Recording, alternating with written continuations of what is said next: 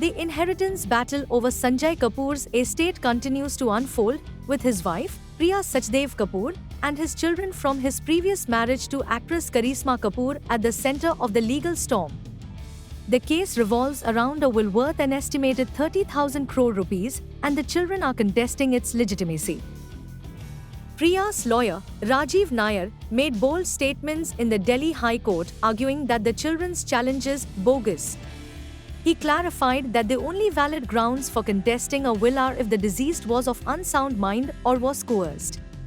But Nair pointed out that the plaintiffs have not questioned the will's execution, nor have they disputed Sanjay's signature. According to Nair, has anyone disputed the signatures? All that is said is that he couldn't have done it.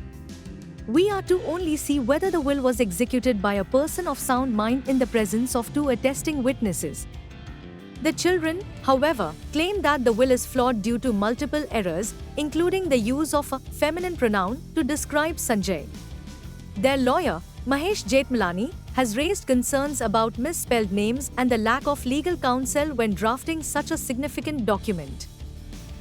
Jethmalani also questioned the authenticity of the will, suggesting it may have been forged, especially given that Sanjay allegedly didn't consult a lawyer before making the changes.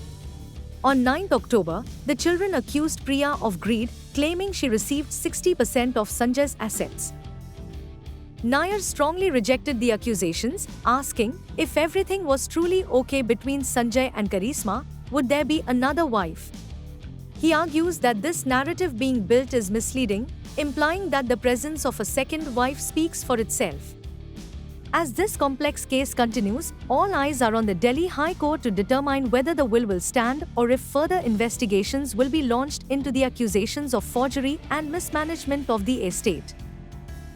Stay tuned for more updates as this battle for inheritance unfolds, with questions of legitimacy, family dynamics, and justice at stake.